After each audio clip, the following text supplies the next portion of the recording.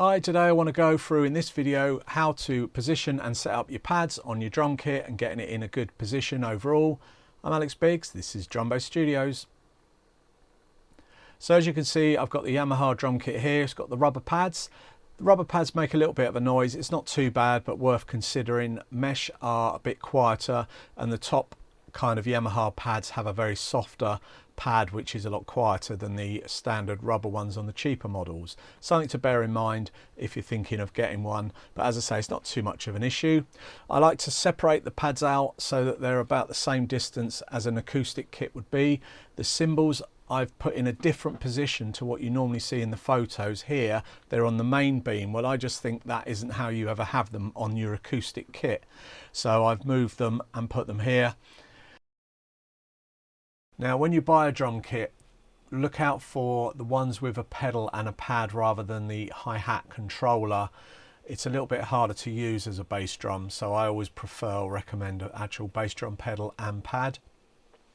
You might want to put a little bit of a weight on that pad because sometimes they'll move, or if you screw in the spurs they may ruin the floor or scratch or rip the carpet or scratch a wooden floor.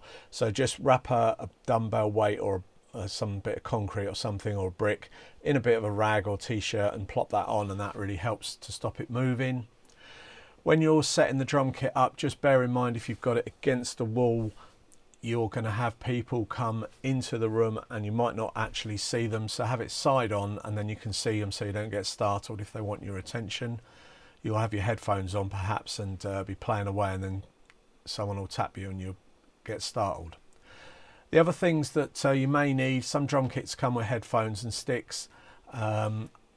If they don't, then obviously have a little look into purchasing some. Try and get a named brands. Always go for decent drumsticks. The other thing you may need is a drum stool. I always like to go for the threaded type that you screw up, as opposed to the ones like this with the bolt. The ones with the bolt are quite hard to get the bolts out. They get jammed, they thread. Also, there's quite a gap in height for each time you want to adjust it. So the threads are a little bit more expensive, but they're more ideal. You'll need a music stand. Again, you can get a cheap wire one like this. These are great for carrying around because they're light, but not so great for putting books on. So you may want to get what's called a conductor stand, which is a bit more robust.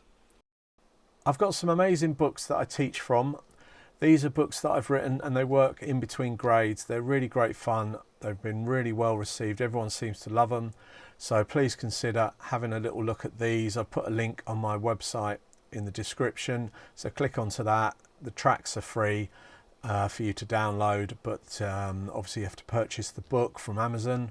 Well, thanks for sticking around this long. That's great. I've got some other videos on stick control, how you hold your sticks and use those. Also your foot control as well, how to do your feet on your pedals. I've also got some videos like your first ever drum lesson, which might be useful if you're a beginner. Also, there's a video on my books if you want to check those out. Don't forget the links in the description for the books. I'll see you in the next one, so don't forget to like and subscribe and give me a thumbs up, and I shall see you next time. Take care. Alex Biggs, Drumbo Studios.